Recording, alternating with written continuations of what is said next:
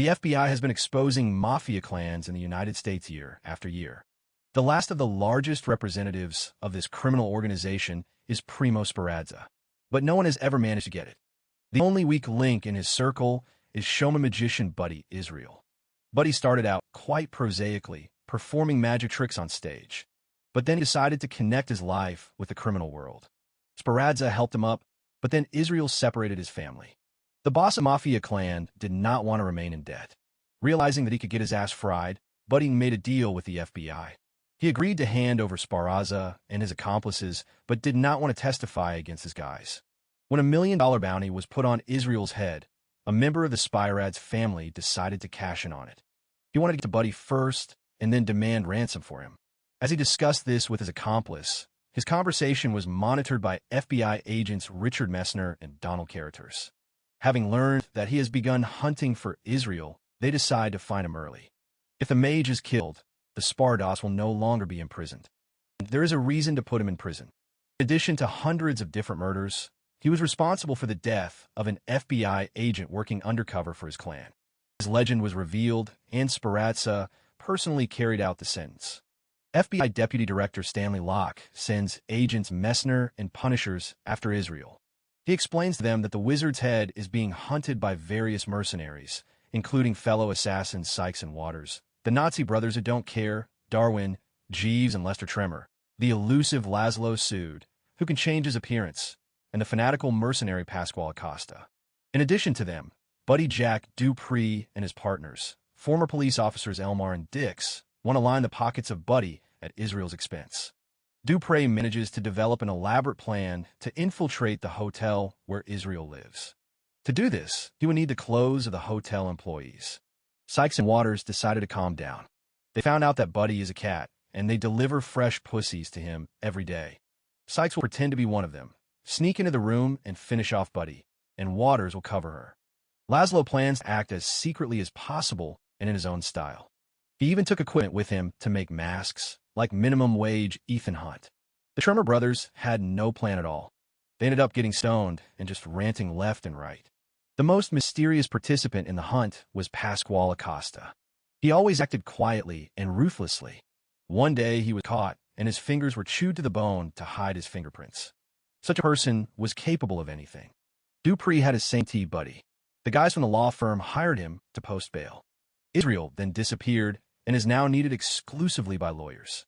They ordered Dupree to pull the magician out of the hat in which he had fallen. Elmar was not thrilled at the prospect of being caught in the crossfire of a band of mercenaries. He was about to refuse, but Dupree convinced him that there was no risk. He knows the location of Booty Israel and is sure that no one else knows about it. But Dupree is wrong. And while all these dangerous people are preparing to hunt down the Vegas showman, Buddy leaves the party he threw the night before. He sends one of his own, Hugo Krupp, to a hotel employee named Vitoli. He cleans the wizard's room after every party. What kind of ribbon do you spend fresh clothes on a jacket for $12,000? Hugo goes down to Vitoli, and the lawyer who hired Dupree meets him at his place and outlines the details of the upcoming case. It also gives money for work. Meanwhile, Acosta, disguised as an FBI agent, enters the hotel and asks to be escorted to the head of security. He waits until they are alone, then kills the poor man and takes his key card, which gives access to all areas of the hotel. At the same time, Dupree and the boys stop near the hotel. The Tremor brothers notice them. They are not used to thinking about the long term, so they kill the Dupree trio, take their clothes, and leave. Disguised as hotel employees, they sneak inside and take the elevator to the floor where Buddy is staying. The brothers threw the bodies of Dupree, Elmore, and Deeks into the water. When Tremor left, Elmore came to his senses and climbed ashore.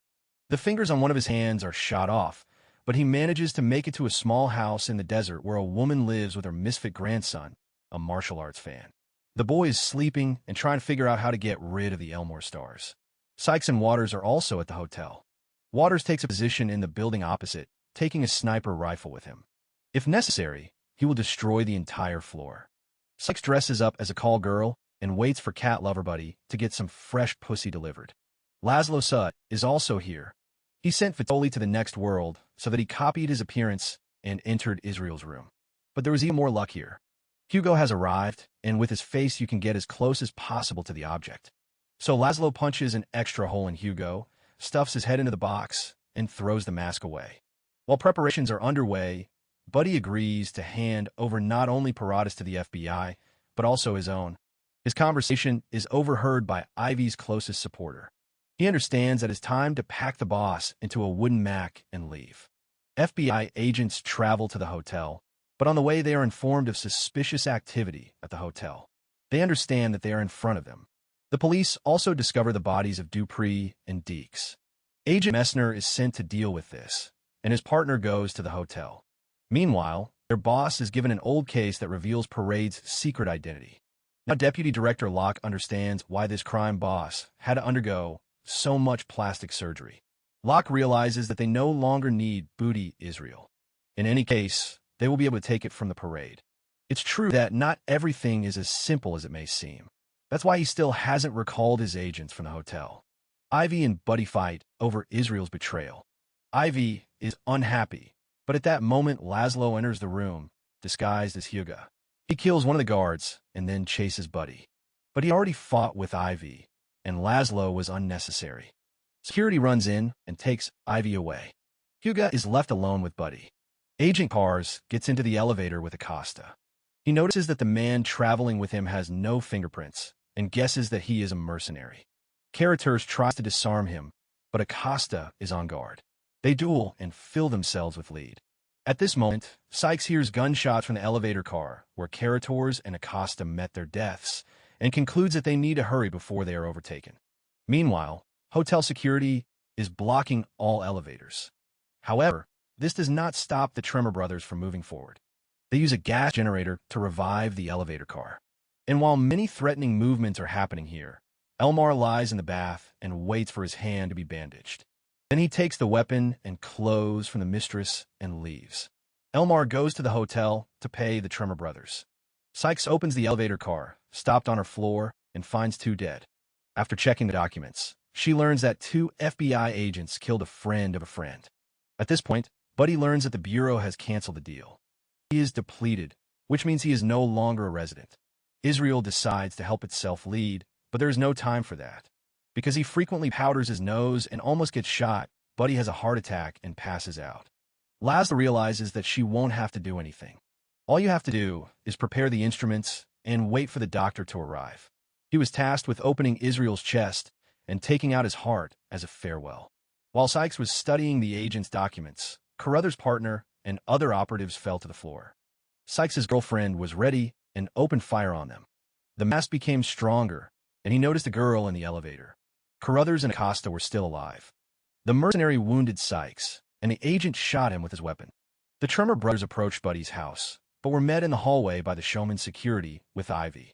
A real massacre begins, and in the literal sense, because Jeeves brings with him a chainsaw with which he completes his earthly journey. Only Darwin survived, successfully escaping the hotel and joining Starfleet. Messner pulled his partner out of the elevator car, but they could not save him. Sykes got out of trouble and met Ivy. He helped her down the stairs. Agent Messner tracks down the girl, deciding that she killed the Punisher. They met on the stairs and Sykes explained that she happened to be next to his partner. Messner freed her and Ivy. Meanwhile, Waters decided that her friend had been killed. She went crazy and started hitting everything that moved. She was found and neutralized. When Laszlo was ready for the operation, Special Forces burst into the room and tied him up. But he managed to break free and run into the next room. He then took off his mask and clothing, and a commando ran past him. Laszlo left the hotel unnoticed. Elmar found the Tremor brothers' car and began to wait for its owners. Only Darwin came. Elmar took his keys and subsequently shot him. Israel was taken to the hospital. Messner also comes there. He wanted answers from Deputy Director Locke. He said Buddy was the couple's son. The crime boss's heart failed, and he needed a donor. Buddy was perfect for this purpose, so the Sporadian hired Laszlo to liberate Israel. Only now the boss's order was considered the beginning of a hunt, and many mercenaries were drawn into this matter. Speranza himself is nothing more than a former FBI agent embedded in a mafia clan. The FBI themselves found him, decided that he had gone over to the side of the mafia, and tried to kill him. The agent survived and changed his appearance. Then he went crazy, and his criminal alter ego took over. Locke hopes that when Spareda has a heart transplant into his son, he will testify against the entire underworld of the United States. But this trump card may turn out to be false. Having learned about this, Messner realizes that Locke could have called agents from the hotel, and then they would not have died. He is angry with the boss, but pretends to accept the rules of the game. "I agree, Agent Messner." "Agreed." Messner is then alone with Buddy and his father and pulls them both out of the machine system.